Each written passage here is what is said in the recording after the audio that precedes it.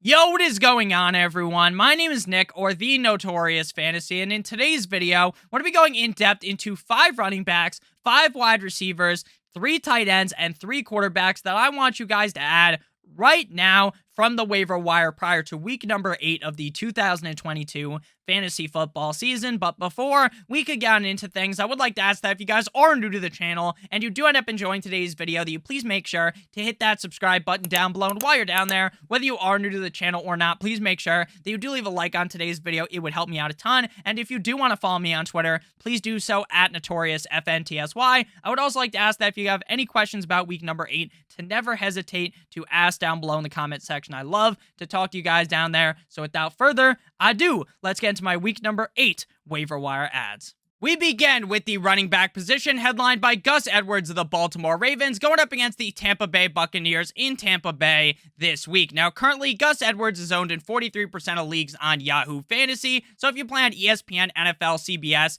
any of those other fantasy football platforms, then the ownership percentage is going to be slightly different, but I will note in some cases the ownership percentage might be drastically different based upon the website that you play on. Now, in week number 7, prior to Monday Night Football, because the Patriots and Bears have yet to play tonight on Monday Night Football, because I'm recording and this video is being uploaded prior to Monday Night Football, and I don't know exactly what's going to happen in the future. Gus Edwards is currently the running back 7. Maybe he gets dethroned as the RB7 by Montgomery or Harris or Mondre Stevenson, but right now, prior to Monday Night Football, he is the running back number 7. Week 7 up against the Browns, he had 16 carries for 66 yards and not 1, but 2 touchdowns and a target that did not result in a reception. In Week 7, the Ravens snap count for the running back position went as follows. Gus Bus had 26, Justice Hill had 20, and Drizzy Drake, Kenyon Drake himself, had 17. Kenyon Drake and Justice Hill did not do very much in fantasy football, and Gus Bus had an excellent performance. J.K. Dobbins is on the IR. He's going to be missing some time. And they just recently activated Gus Edwards, which tells me that I think that Gus Edwards takes an even further leap ahead of those behind him in terms of snap count as the games go forward. Meaning, I think Gus Edwards and Justice Hill and Kenyon Drake, there's going to be a big gap going forward between the two. Maybe that doesn't happen up against the Bucs, right? And maybe we see something similar of a snap count where Edwards gets like 28 and Hill has 18, Drake is 15. Maybe that is the case. But I do think that as we keep getting deeper and deeper into the season, that Gus Edwards could become the clear bell cow back in Baltimore for the Ravens. So for me, he is the number 1 waiver wire ad of the week at the running back position, as well as the number 1 waiver wire ad overall in fantasy football. So next up, we move to D'Onta Foreman of the Carolina Panthers going up against the Atlanta Falcons in Atlanta. Currently, Foreman is owned in 49% of leagues. Now, Chuba Hubbard exited last week's game after having a minor sprain to his ankle. Schefter reported that if Hubbard was needed to come back last week up against the Bucs, like, say, for instance, the Panthers weren't kicking the ever-living shit out of Tom Brady, that maybe Hubbard would have came back if they felt he was needed in that game, but they were kind of just rolling at that point, and they said, you know what, we'll keep him out, we'll just roll with Foreman. So I assume, based upon what we have just talked about with what Schefter said, that Chuba Hubbard, I just called him fucking Chubba Hubbard, like Hubba Bubba Max, Chuba Hubbard will play in week number 8. It could limit his snaps slightly. Maybe technically Foreman is the starting running back going into the game, but I still think that Hubbard is going to see volume.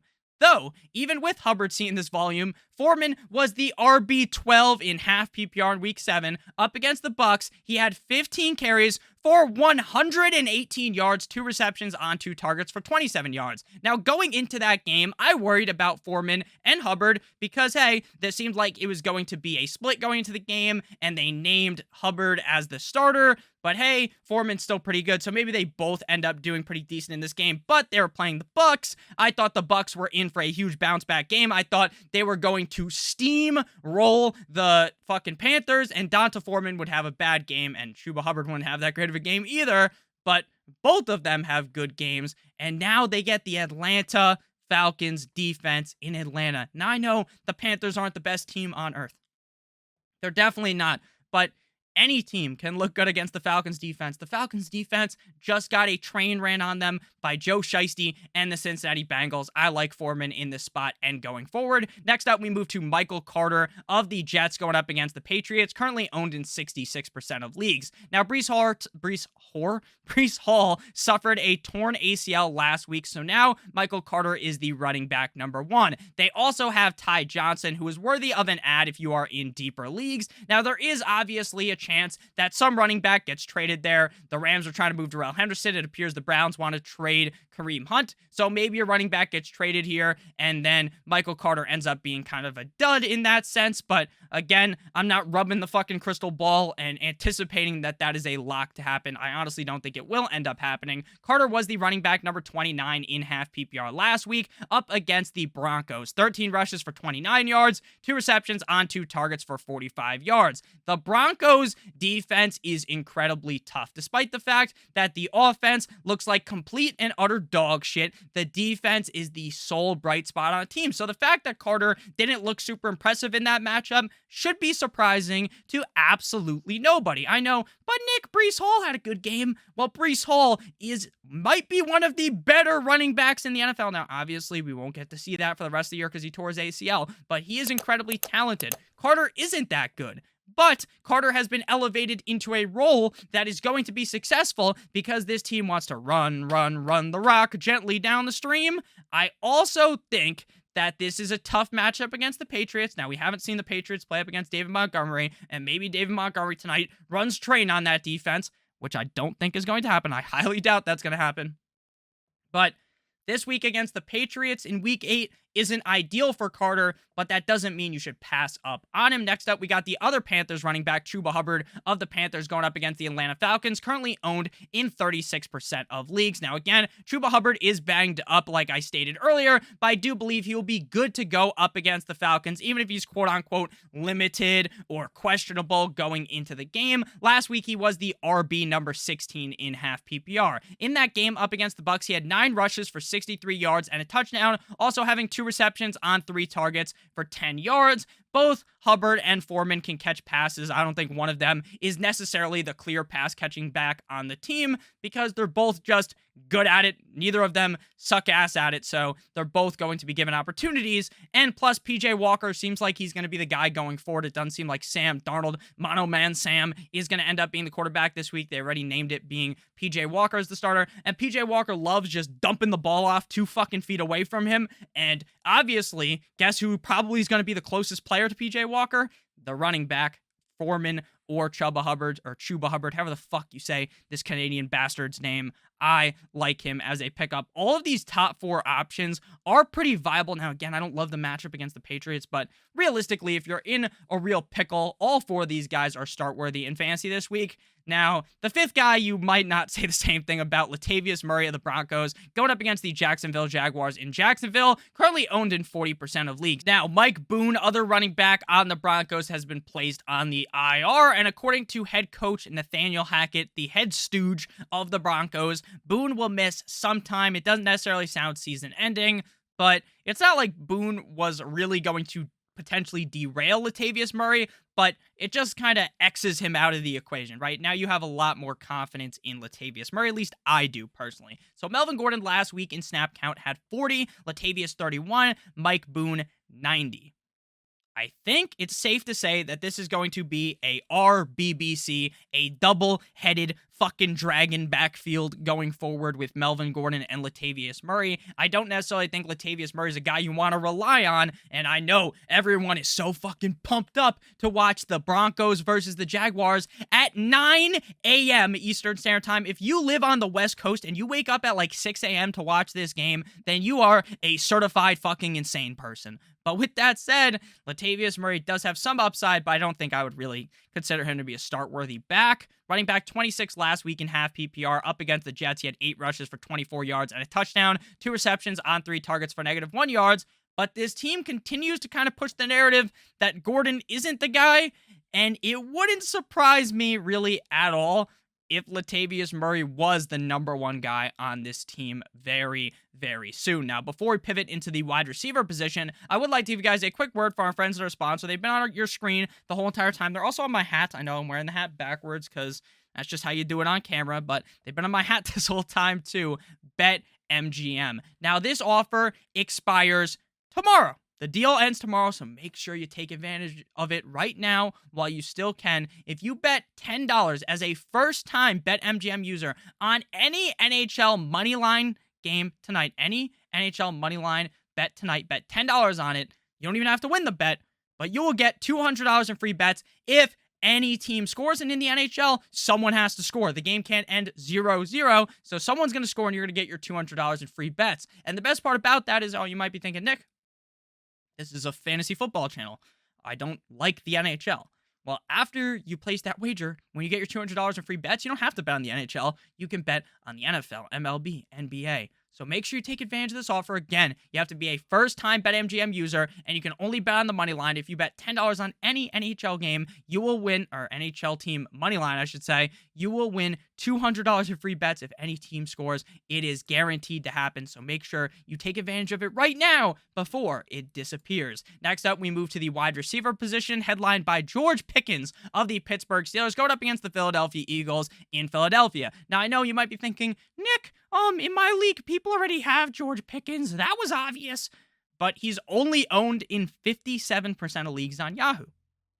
So there's still going to be people that click on this video where George Pickens is available. He was the wide receiver 11 in half PPR last week. Again, he might get derailed by one of these Bears or Patriots receivers, but probably not. Week 7 up against the Miami Dolphins, he was 6 of 6 receptions on 6 targets for 61 yards and a touchdown, making the grab of the night up against the Dolphins, except for Iggy Noah Eyes interception at the end of the game where he toe-tapped it down, looking like fucking Tony toe-taps Antonio Brown, making that catch. It was beautiful, but George Pickens is a fucking menace to defenses. This motherfucker put Noah in a absolute spin cycle. George Pickens dominated all game long. And look, Deontay Johnson is still going to get targets, but it's really starting to appear that Pickens is the guy. He is the receiver for the Pittsburgh Steelers, and with Kenny Pickett under center, Pickett loves to feed Pickens the ball. Pickett and Pickens worked a lot in the offseason. They're both rookies. They're both working on the second team, and now they're together on the first team starting games. Pickens is a guy you need to roster, and more than likely, you probably want to start him most games. This week against the Eagles, I'm a little bit nervous, but he definitely needs to be added. Next up, we got another rookie wide receiver, Wan'Dale Robinson of the New York Football Giants, going up against the Seattle Seahawks this week. In Seattle, currently owned in 29% of leagues. I talked about Wan'Dale Robinson last week, but, it's another week down the road.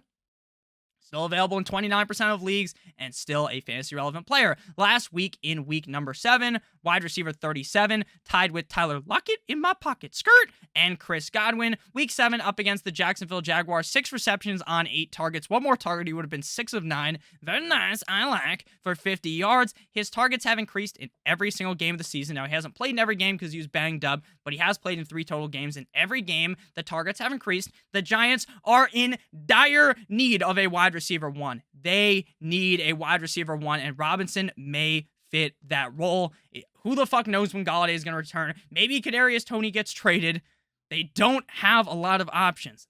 Sterling Shepard's out for the season, so maybe Mr. Wan'Dale Robinson will be the wide receiver 1 going forward. And man, oh man, this Giants team is on fire. Next up, we move to Marquise Goodwin of the Seattle Seahawks, going up against the Giants the exact same game, currently owned in 1% of leagues on Yahoo. Now, DK Metcalf is reported to not require surgery for his injury, which is a positive if you have Metcalf, but it seems basically there's a 0% chance. Now, I'm not a doctor, as much of a doctor as Johnny Sins, but it seems like there is a 0% chance that Metcalf plays this week, and maybe Metcalf misses a couple games. Now, again, I'm not a doctor.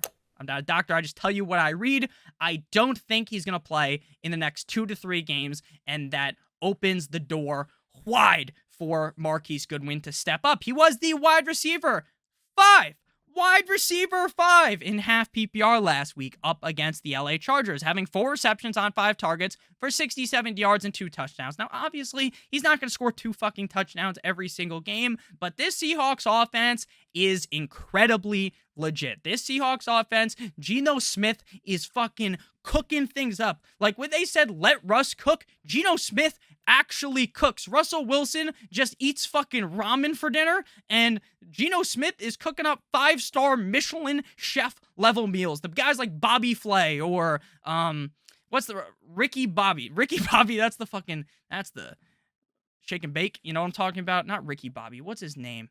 Guy Fieri, that's who I was looking for. Gordon Ramsay, he's cooking up these chef's kiss menu week meals, and Russell Wilson just eating fucking dog food, man. That guy sucks. But hey, that's positive for Goodwin. Goodwin looks like he's in a pretty good spot against the Giants. Think that's not the worst start this week. Next up, we move to Jameson Williams of the Lions going up against the Dolphins, 31% owned. Now, I don't think Jameson Williams is going to play this week, but it appears we are getting closer and closer to Williams returning after tearing his ACL last January in college football for the Alabama Crimson Tide. Now, last week, Dan Campbell reported that we feel like he's really coming on.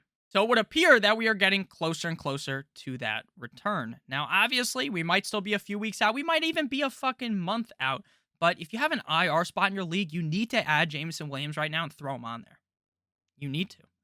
This Lions offense, I know they've kind of shit the bed over the last 2 games, but still, they look like a great offense, and Jameson Williams could be poised for a humongous rookie season when he returns. Final guy to talk about here is DeAndre Carter. Now, if you are in a league and you're like, I need a receiver this week, don't pick him up because he's on a bye. The Chargers are on a bye. 5% owned right now on Yahoo. Mike Williams is expected to miss sometime with a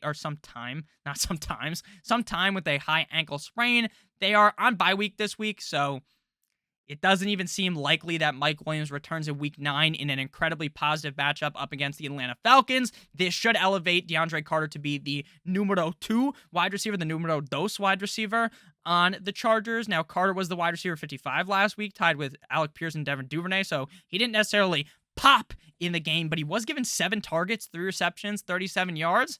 I think DeAndre Carter might be a sneaky ad for week number 9 up against the Falcons. Now we pivot to the quarterback position, headlined by Jared Goff of the Lions going up against the Miami Dolphins, currently owned in 57% of leagues. Now, right now, he was the quarterback 26 in week 7. So like I said, back-to-back Michael Jordan 96-97, piss poor games out of Jared Goff. Against the Patriots, Jared Goff looked fucking atrocious, but he looked like Ray Charles in the pocket. And then on the bye week, obviously, they don't have a game. And then in week 7, he also looks bad. Now, he didn't technically actually play that bad outside of the 2 interceptions. But look, I'm not just here to fucking detract the 2 interceptions. You can't fucking do that. You can't just say, oh, but if he didn't throw 2 picks, he would have had a decent game. I don't give a fuck. He still threw the 2 picks. You can't just take them out of the equation. 21 completions on 26 attempts for 228 yards and 2 scores. He looked better than he did in the Patriots game. The Dolphins defense is fucking hurt everywhere. Byron Jones seems like he's never coming back. Brandon Jones, the other Jones, is fucking hurt now.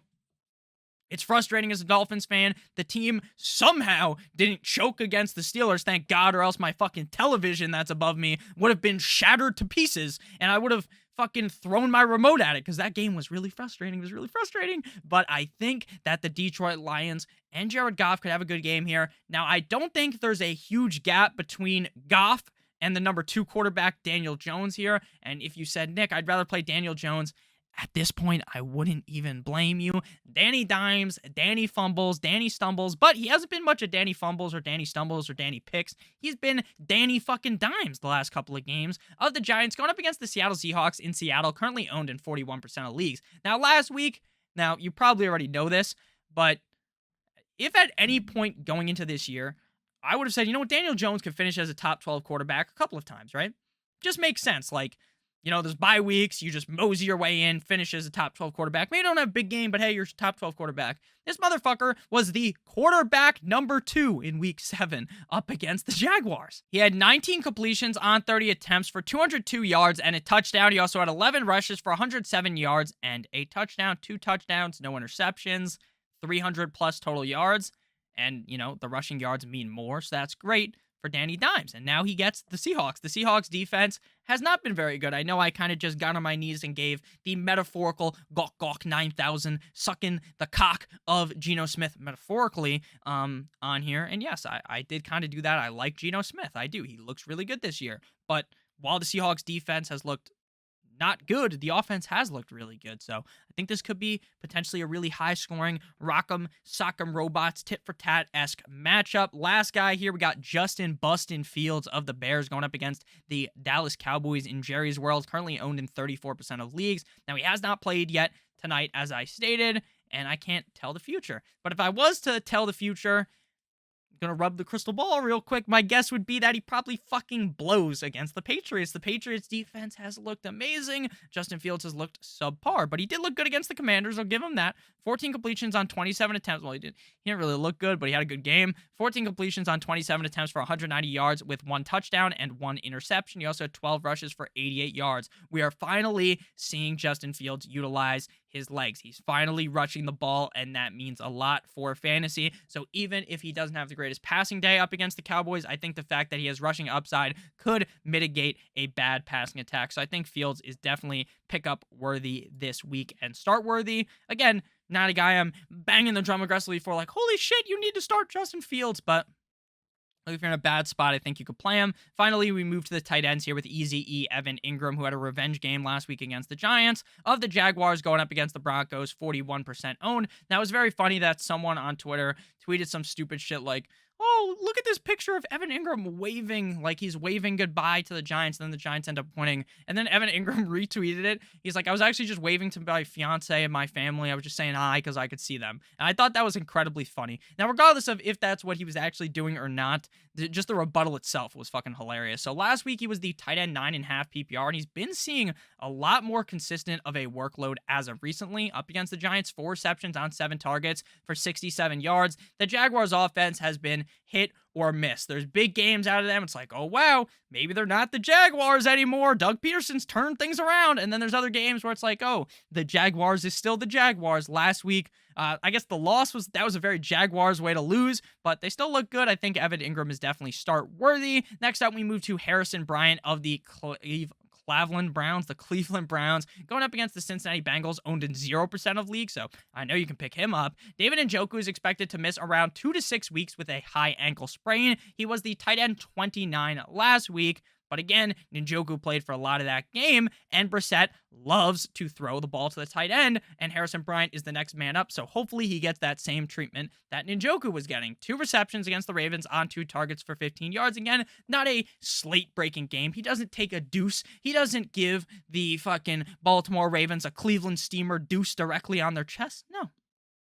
But he wasn't really given the opportunity to. But this week against the Bengals, maybe he is. Final player here, we got Juwan Johnson of the New Orleans Saints going up against the Las Vegas Raiders at home in New Orleans in the Bayou. 3% owned for Juwan Johnson. He was the tight end numero dos, tight end 2 up against the Cardinals last week in half PPR. He had 5 receptions on 5 targets, 5 for 5 for 32 yards and not 1, but 2 touchdowns. I don't expect a replica of that game to happen, but we've seen recently he's getting volume. Now, maybe if famous Jameis Eat a W Winston returns in this game, maybe he slightly derails the upside of Johnson, but I definitely think if you're in a deeper league and you need a tight end, he is worthy of an ad. So thank you guys all so much for watching today's video. If you did end up enjoying, make sure you hit that subscribe button down below, as well as hitting that like button. It would help me out a ton. Please make sure you check out BetMGM. Again, this offer is going away tomorrow. The deal ends tomorrow, so make sure you take advantage of it while you can. Bet $10